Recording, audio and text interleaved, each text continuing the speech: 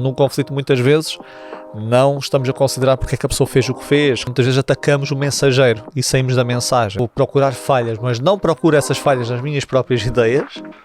É muito mais difícil nós resolvermos o conflito.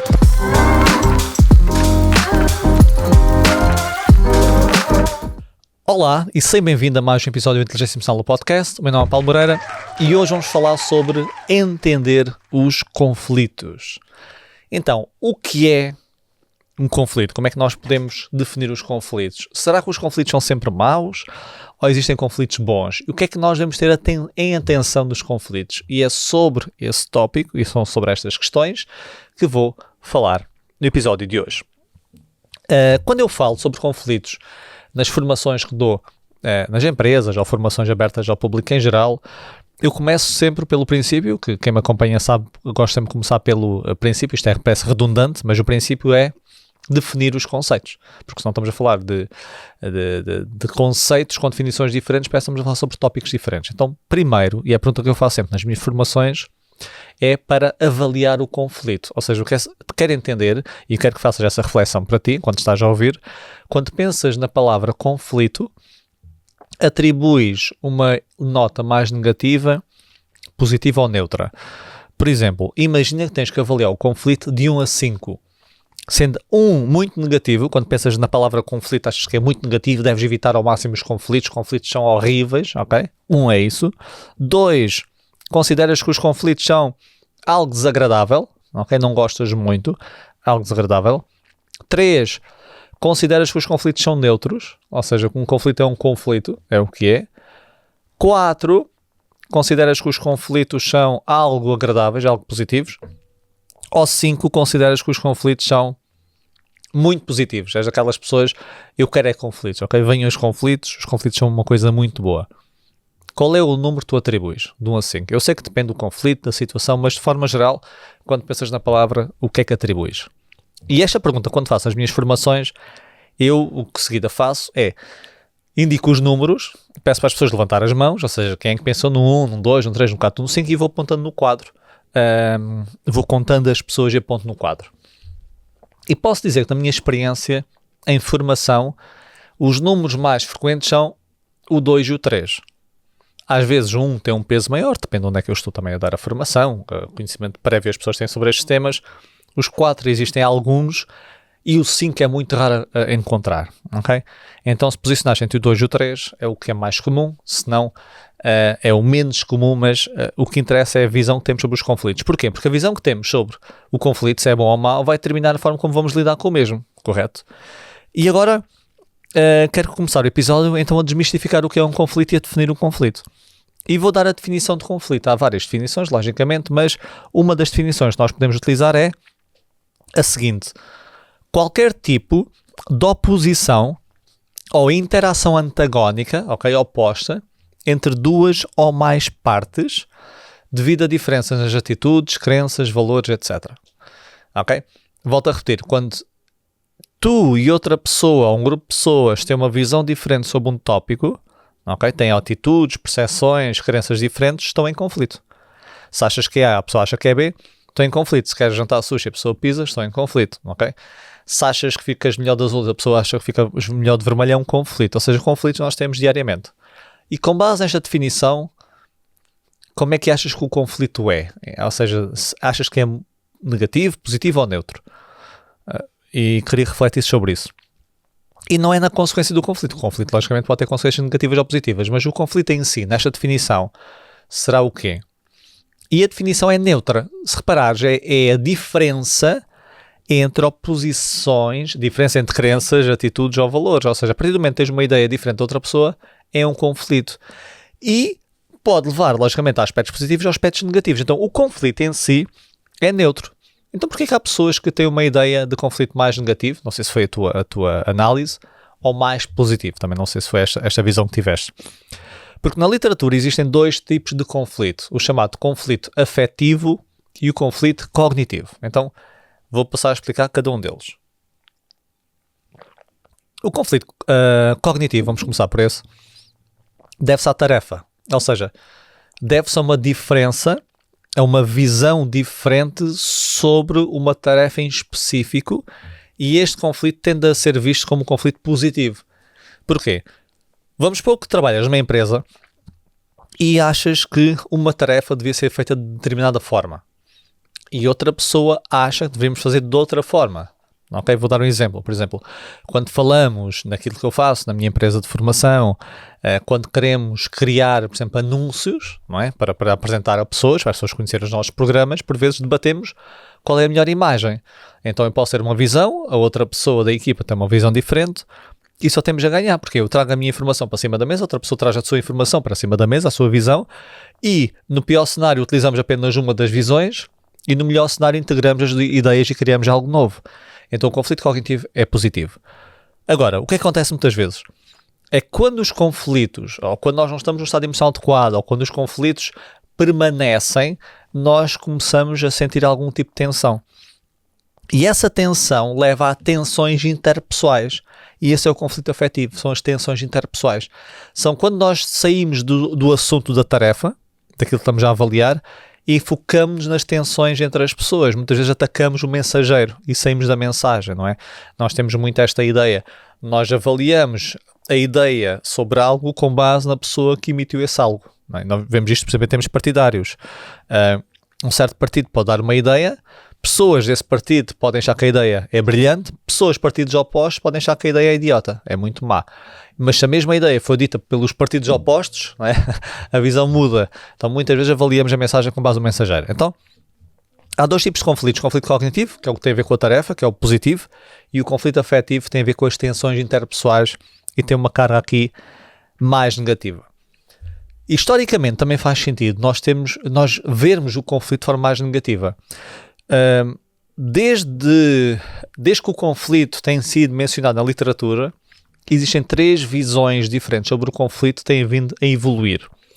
A primeira visão é chamada visão tradicionalista. E a visão tradicionalista, que era antigamente, o conflito era algo destrutivo, okay? E deveria ser eliminado apenas com pessoas com mais poder. Okay? Então vamos pôr um pai ou uma mãe elimina o conflito familiar, porque tem poder sobre isso. Um líder elimina o conflito que existe na empresa. Um primeiro-ministro elimina um conflito, vamos supor, que existe nas pessoas com que lidera. Então todos os conflitos eram negativos e as pessoas com poder deveriam eliminar, eram as pessoas que estavam capazes para o fazer. Esta ideia evoluiu um pouco e entrou numa linha chamada linha comportamentalista. E qual é esta visão comportamentalista?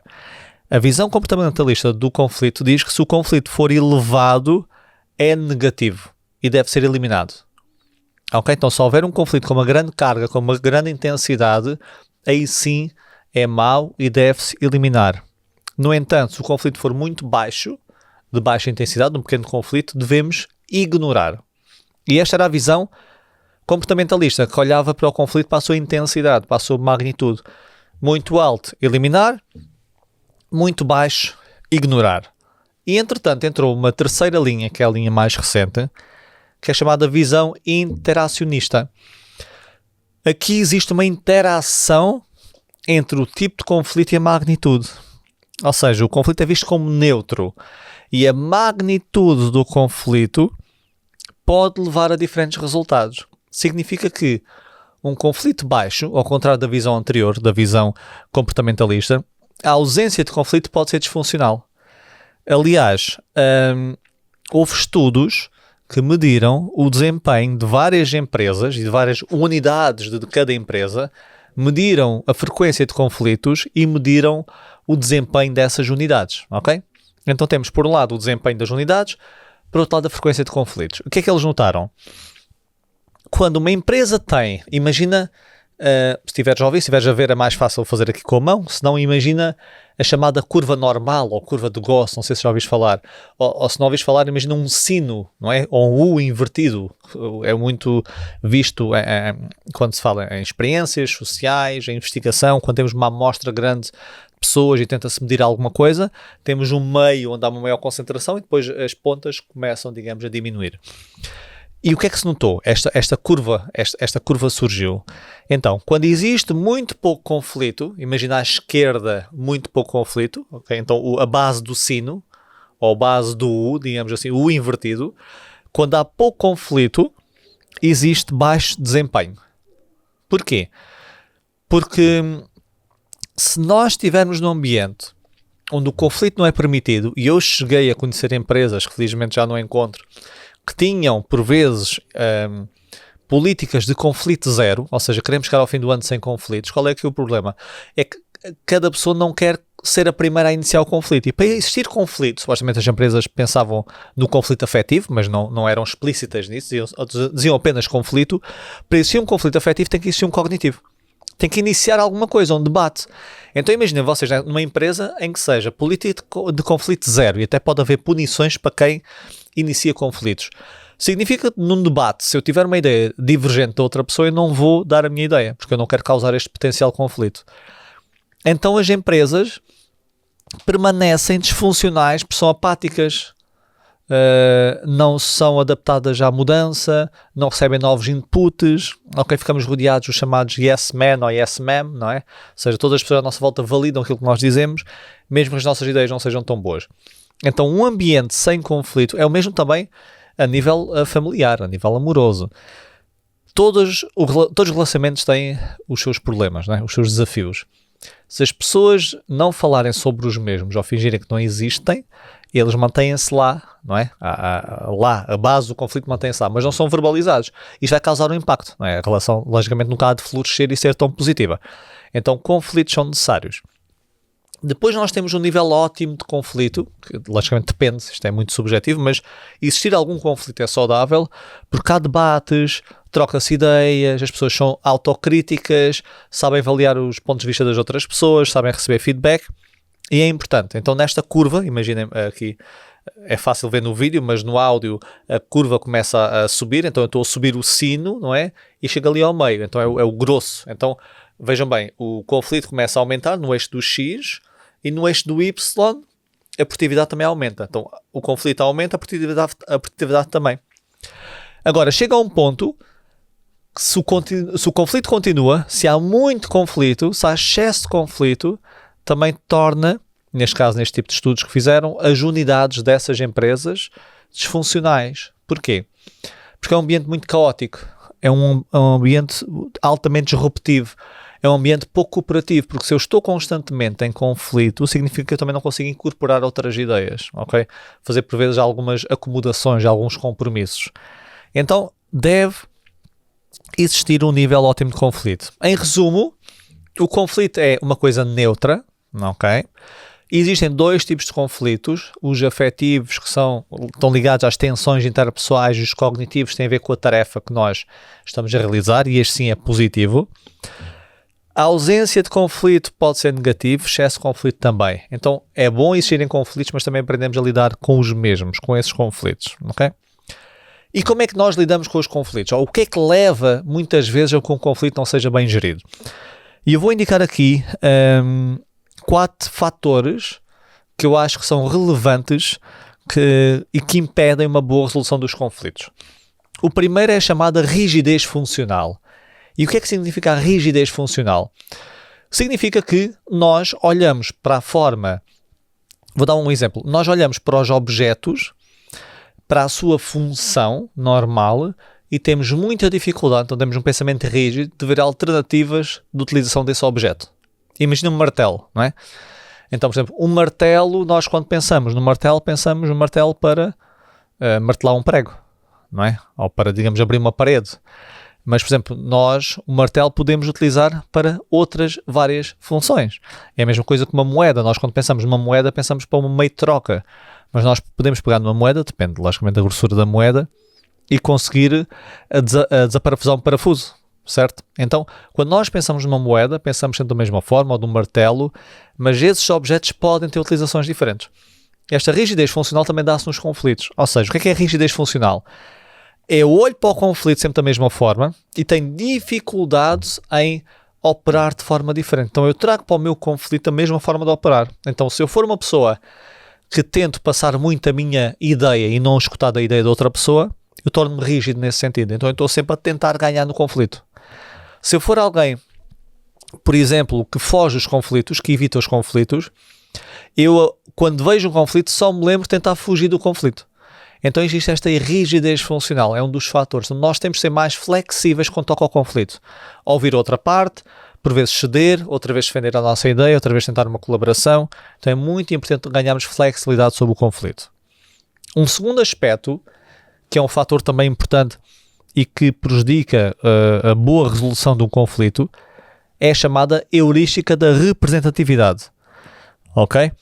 Então, nós temos a tendência de categorizar um objeto ou pessoa com base na ideia que temos do mesmo.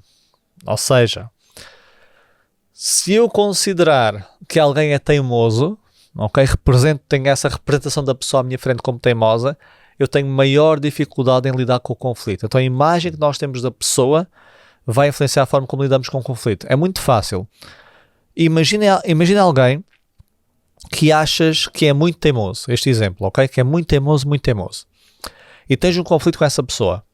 E essa pessoa diz uma coisa diferente da tua, não é? Entrou em conflito. E agora pensa numa segunda pessoa. Uma pessoa que tu consideras que está disposta a ouvir novas ideias. Que é capaz de debater. E essa pessoa, quando tu dizes algo, também devolve-te com um argumento diferente. Qual das duas é que achas que é mais fácil lidar com o conflito e resolver? A primeira que achas que é teimosa ou a segunda que achas que debate de forma aberta e flexível? A segunda. Mas já reparaste que a primeira, com a associação de teimoso, se calhar tem os mesmos argumentos que a outra. Só que eu vou ter uma representação diferente da mesma, dessa pessoa, como vai incapacitar e dificultar a minha gestão de conflitos. Então esta forma como nós representamos as pessoas, então há pouco eu falei da rigidez funcional, que é a nossa forma de operar nos conflitos, prejudica, mas também a imagem que temos formada das pessoas vai prejudicar. Basta pensares em lidar com conflitos em alguém que tenha uma representação completamente diferente da tua. Vamos pôr em termos partidários, não é? Se fores de esquerda, imagina debateres com alguém da direita. Ou se fores religioso com alguém não religioso, ou de uma religião diferente, ok? Ou se fores benfiquista com um sportinguista. Esse tipo de exemplos é muito mais difícil, ok? Então é bom ter isto em mente. A representação que temos das outras pessoas também influencia a forma como lidamos com os conflitos. Um terceiro aspecto que prejudica a boa resolução dos conflitos é a chamada heurística da disponibilidade. E o que é que isto significa? Heurística da disponibilidade significa que nós recordamos mais facilmente e utilizamos mais facilmente informação que é mais recente, que é mais vívida, que é mais frequente. Ou seja, quanto mais facilmente eu lembro de algum aspecto, mais eu vou utilizar esse aspecto na minha negociação. Então, quando eu estou num conflito, é muito normal eu lembrar-me em aspectos, por exemplo, que estejam de acordo com as minhas crenças prévias. Eu vou-me recordar de alguns aspectos da situação e vou evocar os mesmos e vou tentar debater o conflito com isso. E não estou tão desperto a outras ideias. Okay? Então, num conflito, muitas vezes, não estamos a considerar porque é que a pessoa fez o que fez. Se calhar ela está cansada, ou ela tem uma opinião diferente por causa de outro motivo, ou nós não estamos bem a ver a perspectiva da outra pessoa porque não estamos a considerar essa informação. Não está tão presente na nossa cabeça. Okay? Então, a memória que nós temos mais disponível no momento vai influenciar também a forma como lidamos com os conflitos. E por último, existe aqui um fator duplo que é, eu já falei também nos episódios ao longo deste podcast, que é o chamado viés confirmatório e raciocínio motivado. E o que é que isto é? Vou só dar aqui um golo na minha água. O viés confirmatório mostra que nós procuramos informação que confirma as nossas crenças prévias, ok? Há aquela ideia que nós temos que ver para crer, não é? Mas o que a psicologia mostra é o contrário, nós temos que crer para ver. Então, se nós acreditarmos em algo, nós vamos procurar essa informação que confirma aquilo que acreditamos. E ao mesmo tempo, evitamos informação que desconfirme o que acreditamos. Um exemplo clássico que eu dou nas minhas formações, eu costumo perguntar às pessoas, mesmo pessoas que não têm qualquer clube de futebol, mas costumo perguntar, um benfiquista que leia os jornais, lê tipicamente que jornal desportivo? E quase todos dizem a Bola. Não é? E um sportinguista, o Record. E o portista, o Jogo. E porquê que isto acontece? Porque são os jornais que têm informação, não é? que é mais, digamos, conveniente e mais ligado, e até à própria estrutura, por vezes, do próprio jornal desportivo, a que está mais ligado a esses clubes, não é? A bola mais ao Benfica, o Record mais ao Sporting e o jogo mais ao Porto. Da mesma forma, quando nós temos um tema que acreditamos, nós vamos à procura dessa informação. Então, imaginem que vocês são a favor, vou pegar aqui num tema quente, eutanásia, não é? Por exemplo, podia ser qualquer tema. Se vocês forem a favor da eutanásia, dificilmente vão estar no Google à procura de porque é que a eutanásia não é boa, ok? Porque é que a eutanásia deve ser proibida, porque é que a eutanásia não deve existir, risco de eutanásia. Geralmente não, porque é muito desconfortável, porque eu acredito que é bom. Então nós vivemos nestas bolhas de informação, cada um de nós procura a informação que confirma aquilo que acredita e evita a informação em contrário, e nós vemos nos debates das redes sociais isso, ou seja, debitarem o seu comentário, há um comentário contrário, a pessoa nem lê esse comentário quase, comenta novamente e andamos à volta disto. É muito difícil debater por causa do viés confirmatório. O viés confirmatório é ativado quando nós temos liberdade de pesquisa de informação. A partir do momento que nós somos confrontados com a informação que é contrária àquilo que acreditamos e que somos obrigados a olhar para essa informação, ativa este raciocínio motivado. O que é que isto significa? O nosso raciocínio, o nosso pensamento é motivado com base nas nossas crenças prévias. Então, se eu tiver que ver informação contrária à que eu acredito, eu vou ter um processamento de informação muito mais escrutinoso. Ou seja, se eu te der uma informação que vai a favor do que acreditas e te der informação que vai contra o que acreditas, o que vai acontecer tipicamente é o seguinte: a informação que vai a favor do que acreditas, tu vais olhar para essa informação de forma mais superficial. Porquê? Porque já valida o que acreditas. O teu cérebro, como quer otimizar energia e recursos, não vai estar a despender muita energia e recursos a ler aquele documento com atenção. Ok? Nós passamos o documento de forma muito mais superficial porque já valida o que acreditamos. No entanto, quando olhamos para o documento que vai contra aquilo que acreditamos, o que acontece? Ativamos o nosso escrutínio. Vamos ler o documento com muito mais atenção em detalhe, e há estudos que mostram isto, à procura do quê? De falhas no raciocínio. Agora vamos imaginar este efeito num conflito. Então, se eu estou apenas a ver informação que eu acredito e informação que é contrária à que eu acredito, eu vou procurar falhas, mas não procuro essas falhas nas minhas próprias ideias, é muito mais difícil nós resolvermos o conflito. Então, esses são alguns fatores determinantes que impedem a boa resolução dos conflitos. E por último, queria dar aqui 2 aspectos práticos, como é que nós podemos então gerir estes aspectos antes de entrar no conflito. Uma parte muito importante do conflito é nós conseguirmos gerir as nossas emoções antes do conflito, ok? Porque a regra de ouro na gestão de conflitos, que eu não disse até agora, mas que é muito importante, que é simples de entender, mas é difícil de concretizar, é que nós devemos tentar estar no conflito cognitivo e evitar o conflito afetivo, ok? Esta é a regra de ouro. Estar no conflito cognitivo e evitar o afetivo. Sabemos que é difícil. Ou, cada vez que entrarmos no afetivo, ganharmos essa consciência e voltarmos para o cognitivo. E estas estratégias que eu vos vou deixar aqui, estas 2 estratégias finais, é mesmo para isso, para eu evitar entrar no afetivo, ou quando estiver a entrar no afetivo, ganhar essa consciência e voltar para o cognitivo. A primeira estratégia é chamada tomada de consciência sobre as nossas emoções. A autoconsciência emocional, que já falei aqui e que todos nós conhecemos. E como é que nós podemos ganhar consciência emocional na prática sobre o nosso estado? Uma das formas de nós entendermos as nossas emoções é analisar os indicadores fisiológicos. Porque muitas vezes, quando nós apanhamos os nossos indicadores fisiológicos, significa que a nossa emoção pode estar ainda a começar. E se nós apanharmos a nossa emoção no início, conseguimos gerir muito melhor do que se ela já estiver completamente inundada dentro de nós. E há alguns sinais que eu vou deixar aqui para refletir, ok? Até podes apontar, podes, enquanto eu vou falando, tentas validar se é uma coisa que costumas sentir ou não. Então, pensa numa situação que tenhas tido um conflito, ok? Um conflito assim forte, um conflito afetivo. E pensa como é que te sentiste. Deves ter sentido stress, irritação, se calhar raiva, ok? Frustração, esse tipo de emoções. Então, o primeiro passo é perceber como é que tu te sentes quando tens essas emoções. Então, o exercício que eu vou deixar aqui no podcast é, depois podes ouvir isto depois, podes pausar e ouvir novamente, pensa numa situação que tiveste esse conflito afetivo e vê como é que te sentes, ok? Quando tiveres essa emoção dentro de ti, avalia os seguintes sinais. Eu até apontei aqui para ler para não me esquecer de nenhum. Sinais físicos. A cabeça. Ok? Então, imaginas a situação, sentes a emoção e agora, sinais físicos. Cabeça. Como é que fica a tua cabeça? No sentido de ela começas a ter dores de cabeça, sentes a pressão nas fontes, ok? Sentes algum tipo de estalido na cabeça? Como é que fica a tua cabeça, a tua percepção quando estás a sentir essas emoções? Mãos. As tuas mãos transpiram, ficam mais suadas, mais quentes. O que acontece às tuas mãos? Estômago. Tu podes sentir um ou mais destes sinais, não precisas sentir todos, logicamente. O teu estômago é afetado, ficas com vontade de não comer nada, ou ficas com muita fome. Há pessoas que até o inverso por motivos diferentes. Sentes algum tipo de azia, algum tipo de aperto. Respiração. Como é que está a tua respiração? Fica mais acelerada, mais ofegante, ok? Ou mais superficial. Ritmo cardíaco.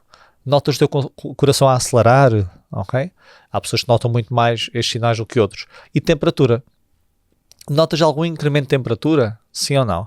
Por exemplo, os meus sinais é muito as fontes, começo a sentir aqui pressão nas fontes e a transpiração na palma das mãos, ok? Então, é uma análise para tu detectar os teus indicadores físicos. E também podes analisar indicadores mais emocionais, sinais emocionais. Estado de humor. O estado de humor é mesmo como é que eu me sinto. Ou seja, eu sinto mais irritadiço, é normal. Então, veja bem, se eu me sentir, eu entro para um conflito, ou antes de entrar para um conflito, faço esta autoconsciência emocional e sinto que já estou mais irritadiço, eu já sei que eu tenho muito mais propensão para entrar num conflito afetivo. Ok? Se calhar não é o melhor estado para eu entrar e devo tentar regular o meu estado emocional. Então, estado de humor, tom de voz, se nós estivermos a falar, como é que está o nosso tom de voz? Mais elevado, não é? O timbre, a tonalidade, mais alta, mais elevada. Sentimento perante a situação. Uma forma também muito boa de nós entendermos o nosso estado emocional é o que é que me apetece fazer neste momento. Imagina, estás a debater alguma coisa com alguém e tu até achas que estás com um bom estado emocional, mas pensa para ti, o que é que me apetece fazer agora? Continuar a debater o assunto? Ótimo. Se o pensamento for apetece-me esganar a pessoa, se calhar é muito provável que tu passes para o conflito afetivo. Então este sentimento perante a situação também é uma pista muito importante. E outro aspecto aqui mais comportamental são as ações. O que é que estás a fazer? Estás mais em cima da pessoa? Estás a gesticular mais, sim ou não? Estás a bater com os pés no chão, com a mão na mesa? Então que ações é que estás a ter? Então nós podemos ter sinais mais físicos, interiores, e podemos ter também sinais mais emocionais ou exteriores e com isto identificar a nossa emoção. Ok? Então o primeiro passo, antes de entrar num conflito ou num conflito, é a autoconsciência emocional. E o segundo passo é o chamado ou a chamada regulação emocional, e dentro da regulação emocional há várias estratégias. Eu vou deixar aqui a estratégia de reenquadramento. E o reenquadramento, como o nome indica, é reenquadrar a situação. Ou seja, quando nós estamos num conflito, estamos a dar um enquadramento sobre a situação. Enquadramento esse pode não ser favorável e devemos, por vezes, reenquadrar a situação. Para quê? Mais uma vez, para nos mantermos no cognitivo ou passar do afetivo para o cognitivo novamente. E há 3 questões fundamentais que deves fazer de reenquadramento. E são 3 questões rápidas que consegues logo ali reduzir um pouco o teu estado emocional. Ok? Primeiro, que atribuição é que estás a fazer ao conflito? O que é isto da atribuição? Eu acho que este conflito deve-se a alguma situação externa, do género, a pessoa tem uma ideia diferente da minha, a pessoa tem uma perspectiva diferente, a pessoa tem um conhecimento prévio diferente, a pessoa está cansada, ok? Ou uma atribuição interna. A pessoa está a fazer propósito, a pessoa é teimosa, é mais do mesmo. Quando nós estamos num conflito afetivo ou caminhar para lá, as atribuições tendem a ser mais internas à pessoa, não é? Lembram-se, nós passamos a mensagem para o mensageiro. Quando nós estamos num conflito cognitivo, fazemos mais atribuições externas. Porquê? Eu estou a analisar a tarefa e a pessoa tem uma ideia diferente da minha. Faz sentido? Então, o reenquadramento é que atribuição é que estou a fazer? Então, se eu estiver a fazer uma atribuição interna à pessoa, tentem começar a externalizar. Ou seja, passem é de propósito, é mais do mesmo, é teimosa, está a fazer, não quer aprender, não quer saber, para alguma coisa está a acontecer para que a pessoa esteja a ter este comportamento. Isto leva-me à segunda pergunta. Então a primeira é que atribuição eu estou a fazer, e a segunda, passar do chamado pressuposto para a dúvida.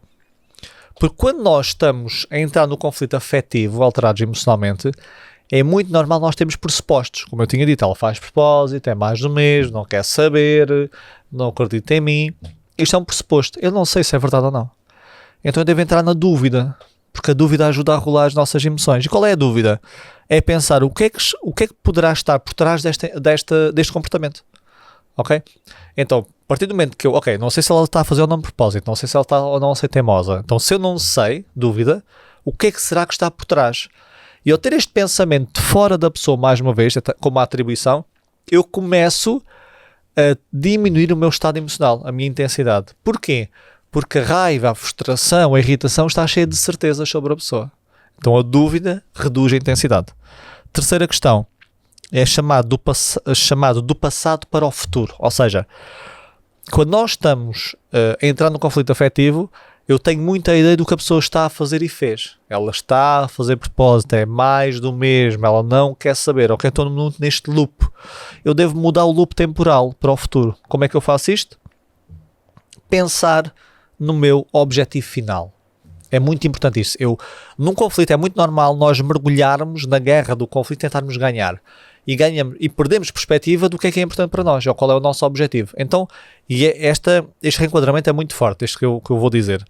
Quando estiverem num conflito e que está a entrar no afetivo ou está no afetivo, pensem, qual é o meu objetivo final com isto? Imaginem que estão a ter uma discussão com o vosso filho ou filha, a debater um assunto pequeno e aquilo está completamente a ganhar proporções completamente erradas. Deem um passo atrás e pensem, qual é o meu objetivo final com isto? Não é, digamos, ensinar ao meu filho ou à minha filha alguma coisa preciosa, ou não é ter um bom comportamento enquanto pai ou mãe para que o meu filho consiga modelar esse comportamento, não é ensinar uma coisa importante. Ou numa empresa, vocês estão a debater duas tarefas e já estão a atacar um ao outro. Qual é o objetivo final? Não é, digamos, melhorar este produto para nós conseguirmos vender mais ou para o cliente ficar mais satisfeito. E quando nós distanciamos de nós para o futuro, ou do passado para o futuro, a emoção também reduz. Então, estes dois aspectos são muito importantes. Primeiro, a autoconsciência, identificar sinais físicos ou emocionais. Segundo, reenquadrar, pensar na atribuição, passar de interna para externa, pensar no pressuposto que eu estou a ter e criar dúvida, e no fim sair do passado e entrar para o futuro. E se nós fizermos isto, nós vamos aumentar a probabilidade de sair do conflito afetivo, que é o tal mais negativo e prejudicial, e entrar para o cognitivo. E aí sim, nós temos mais capacidade de conseguir utilizar o conflito de forma positiva. Este episódio foi sobre o entendimento dos conflitos. Então falámos sobre o bom conflito, o mau conflito. A ausência de conflito é má, muito conflito também é mau. Temos que arranjar aqui um meio termo, e para conseguirmos gerir o conflito existem alguns fatores importantes a ter em atenção, nós já falámos anteriormente, e por fim algumas estratégias regulatórias das emoções quando nós estamos a ver que estamos a entrar nos conflitos mais afetivos, que tendem a ser os mais negativos. Espero que tenhas gostado deste episódio e vemo-nos no próximo episódio. Até lá!